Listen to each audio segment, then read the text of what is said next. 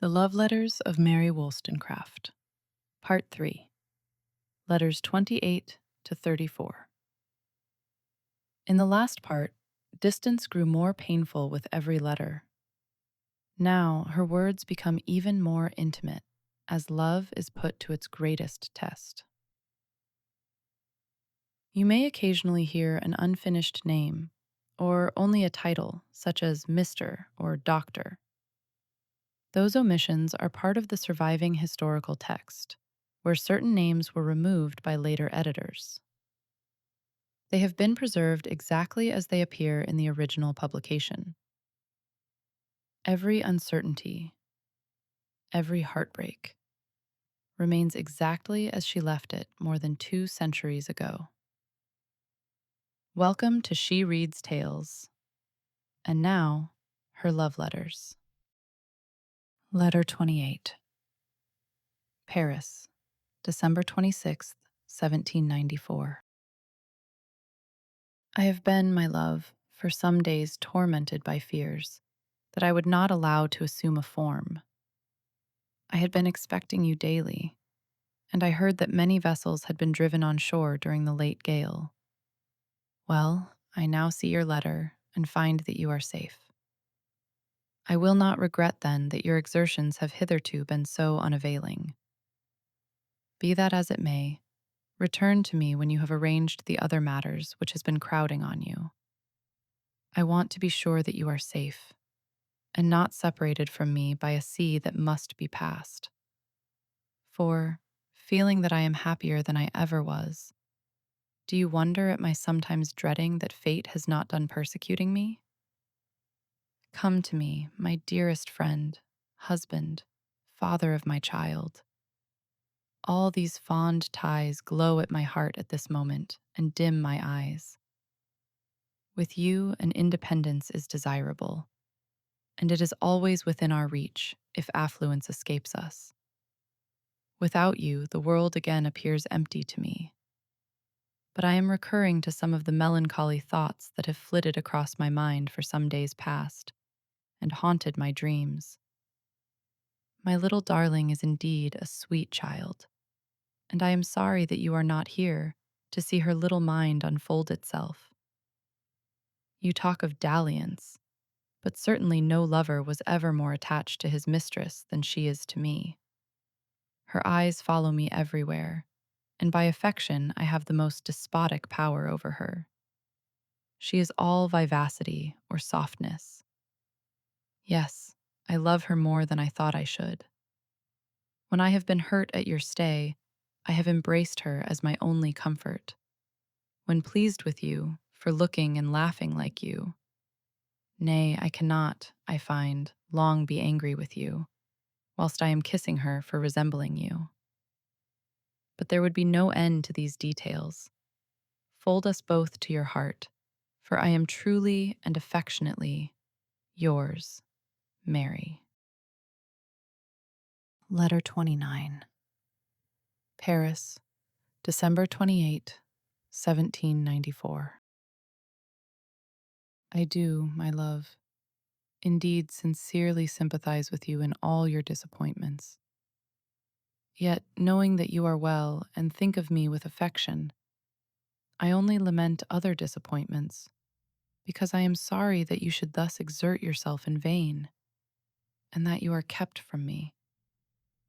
I know urges you to stay and is continually branching out into new projects, because he has the idle desire to amass a large fortune, rather an immense one, merely to have the credit of having made it. But we who are governed by other motives ought not to be led on by him. When we meet, we will discuss this subject. You will listen to reason, and it has probably occurred to you that it will be better in future to pursue some sober plan, which may demand more time and still enable you to arrive at the same end. It appears to me absurd to waste life in preparing to live. Would it not now be possible to arrange your business in such a manner as to avoid the inquietudes of which I have had my share since your departure?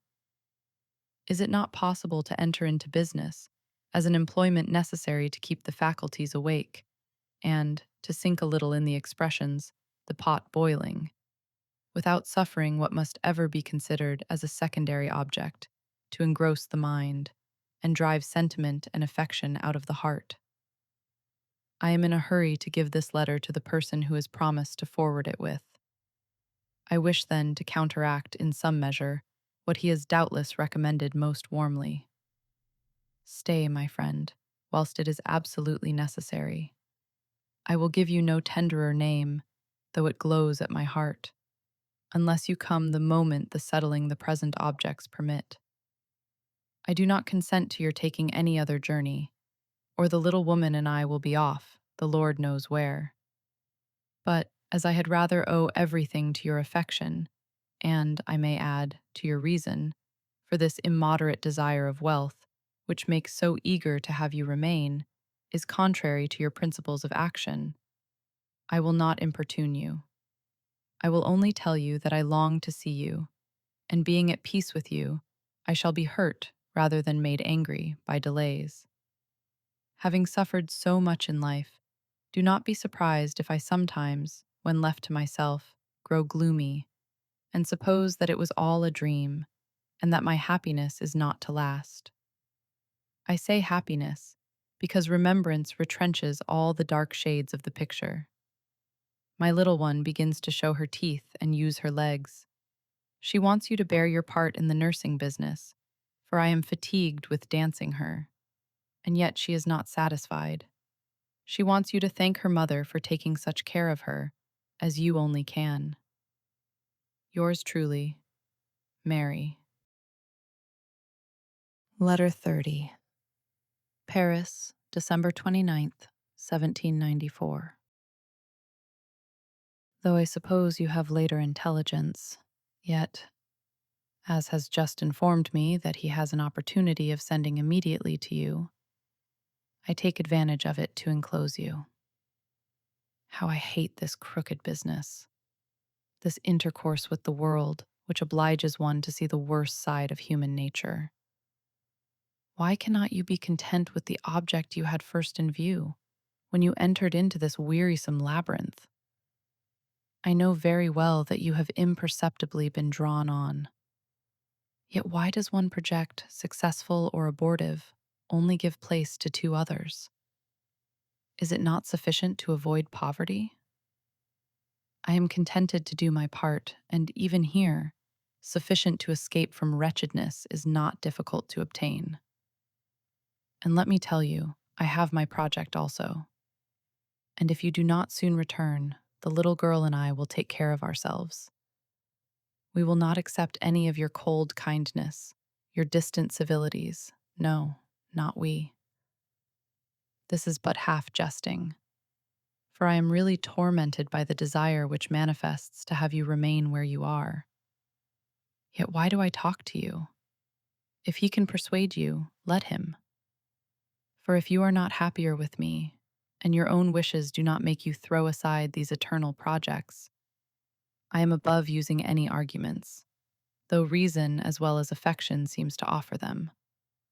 If our affection be mutual, they will occur to you, and you will act accordingly. Since my arrival here, I have found the German lady of whom you have heard me speak. Her first child died in the month, but she has another, about the age of my Fanny, a fine little creature. They are still but contriving to live, earning their daily bread.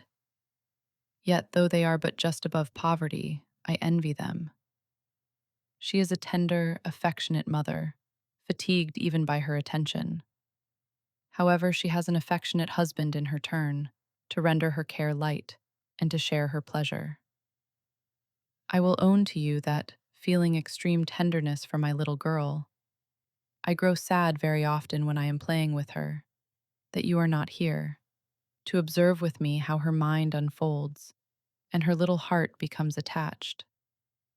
These appear to me to be true pleasures, and still you suffer them to escape you, in search of what we may never enjoy.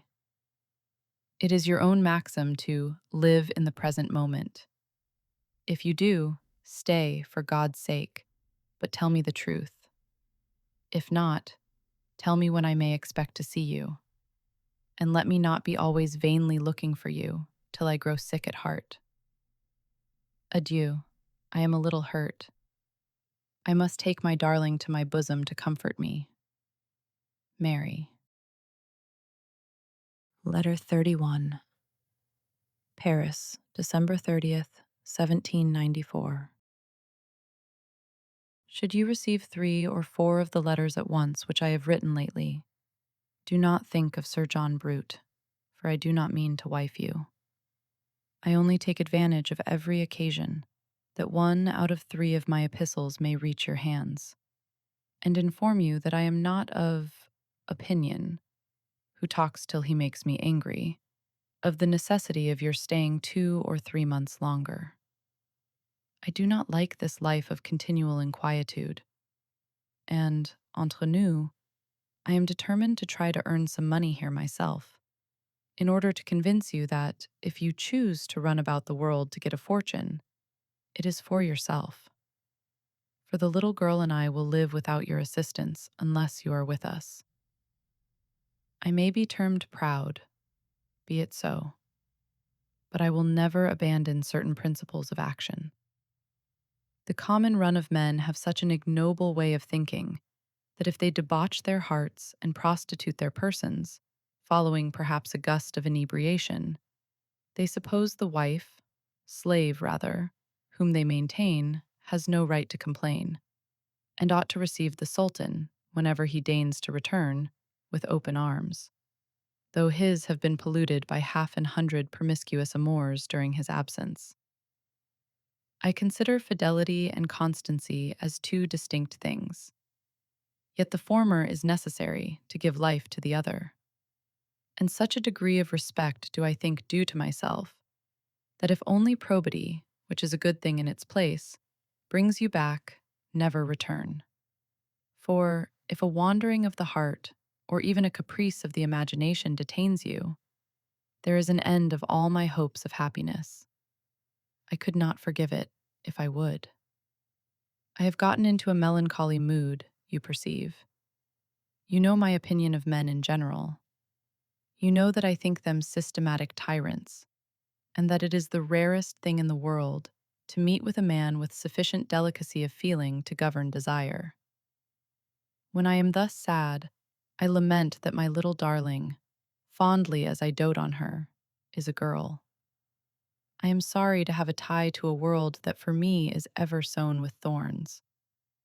You will call this an ill-humored letter, when, in fact, it is the strongest proof of affection I can give. To dread to lose you has taken such pains to convince me that you must and ought to stay, that it has inconceivably depressed my spirits. You have always known my opinion, I have ever declared, that 2 people who mean to live together ought not to be long separated. If certain things are more necessary to you than me, search for them. Say but 1 word, and you shall never hear of me more.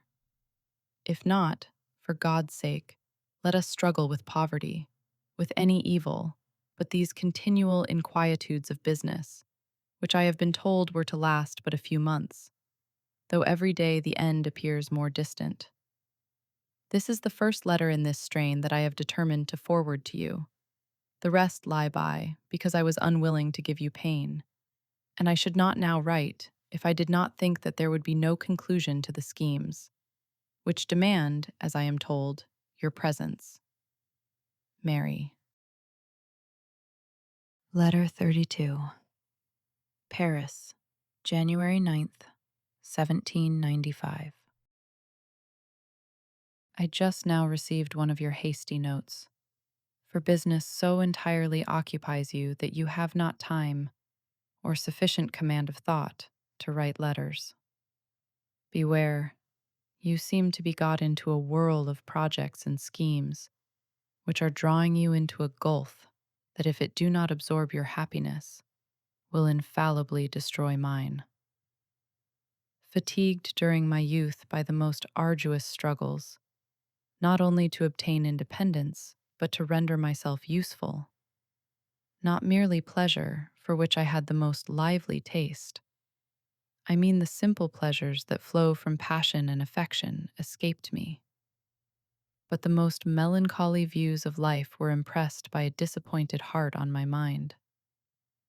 Since I knew you, I have been endeavoring to go back to my former nature, and have allowed some time to glide away, winged with the delight which only spontaneous enjoyment can give.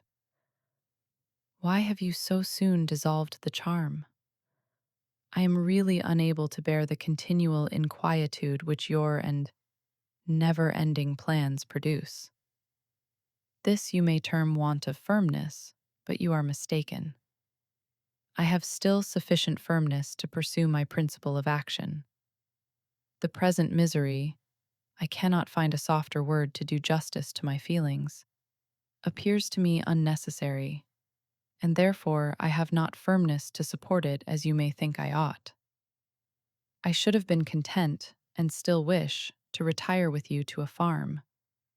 My God, anything but these continual anxieties, anything but commerce, which debases the mind and roots out affection from the heart. I do not mean to complain of subordinate inconveniences, yet I will simply observe that, led to expect you every week, I did not make the arrangements required by the present circumstances to procure the necessaries of life.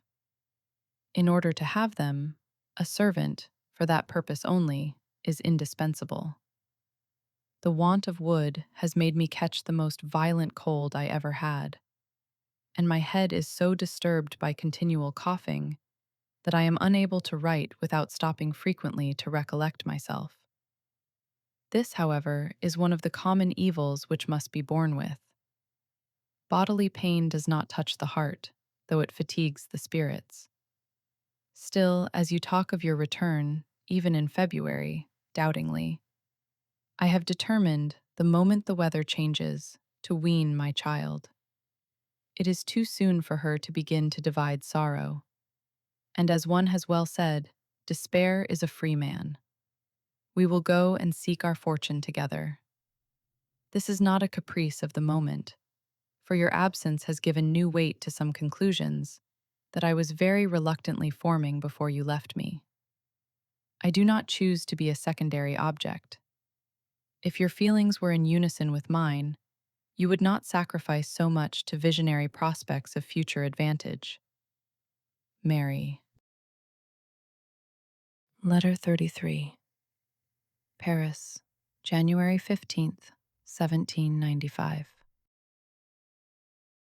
I was just going to begin my letter with the fag end of a song, which would only have told you, what I may as well say simply, that it is pleasant to forgive those we love.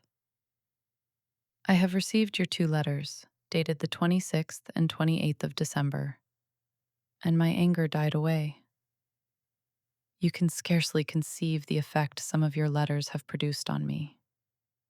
After longing to hear from you during a tedious interval of suspense, I have seen a superscription written by you. Promising myself pleasure and feeling emotion, I have laid it by me, till the person who brought it left the room, when behold, on opening it, I have found only half a dozen hasty lines that have damped all the rising affection of my soul. Well, now for business. My animal is well. I have not yet taught her to eat, but nature is doing the business. I gave her a crust to assist the cutting of her teeth, and now she has 2. She makes good use of them to gnaw crust, biscuit, and so forth. You would laugh to see her. She is just like a little squirrel. She will guard a crust for 2 hours, and after fixing her eye on an object for some time, dart on it with an aim as sure as a bird of prey. Nothing can equal her life and spirits.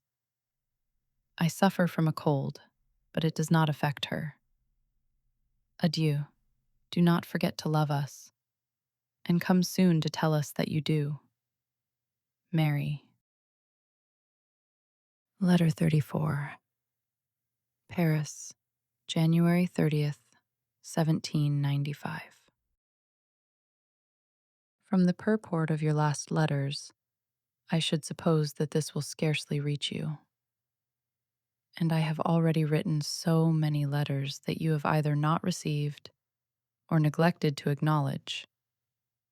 I do not find it pleasant, or rather, I have no inclination to go over the same ground again. If you have received them and are still detained by new projects, it is useless for me to say any more on the subject.